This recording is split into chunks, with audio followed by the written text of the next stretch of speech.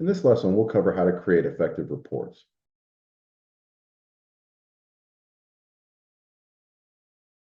Now, before I show you the Cynomi report, I do want to talk about different ways that you can create reports. So you don't have to have the platform.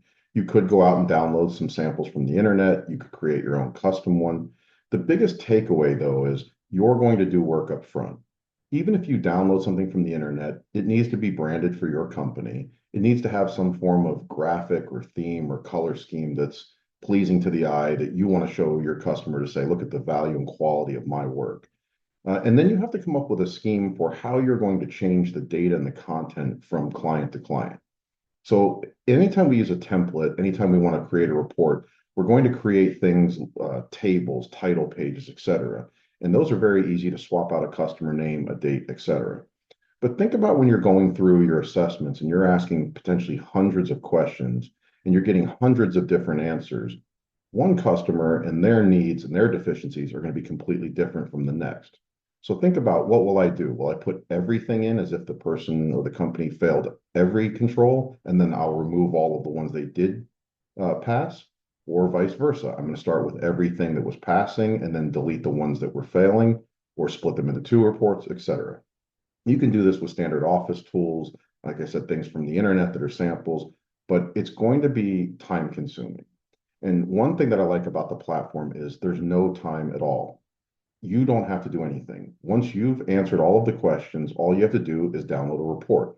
And the report that's on the screen is the one that comes straight from the platforms, the one I use myself in my everyday work. And you can see that it's going to have the company's name up here, and then it's going to be standard. It's always going to say cybersecurity analysis report. And as you scroll through, you're going to get a basic introduction.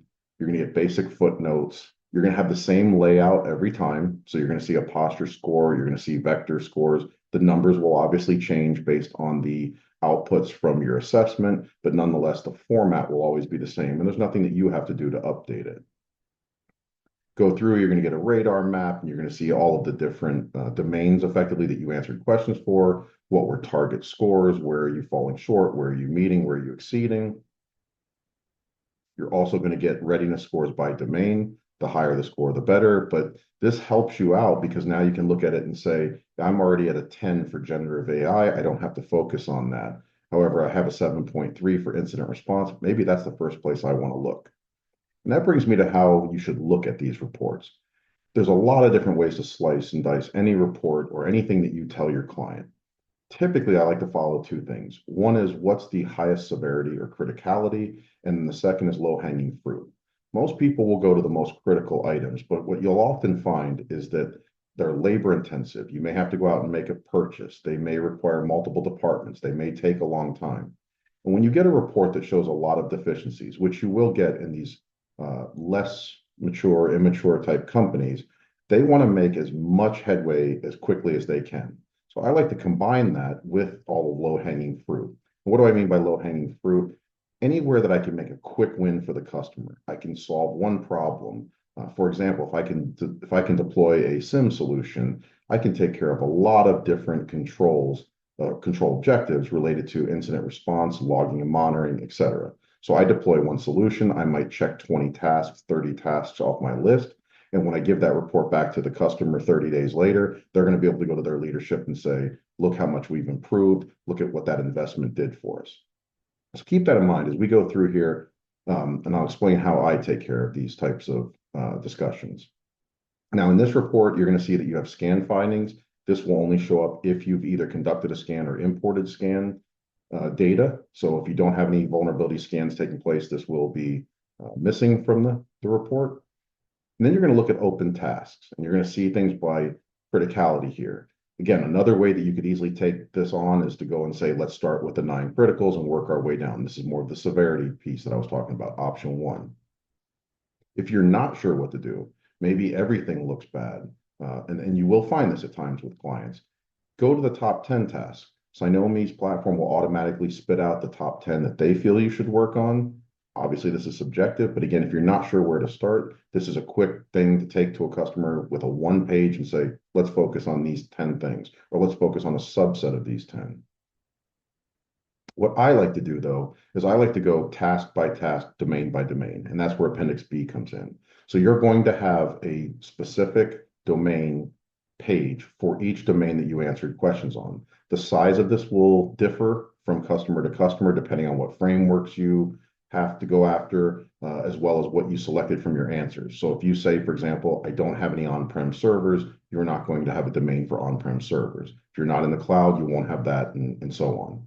But I go domain by domain, and what I do is I look for the things that stand out to me. Access is always a big one. Incident response is a big one.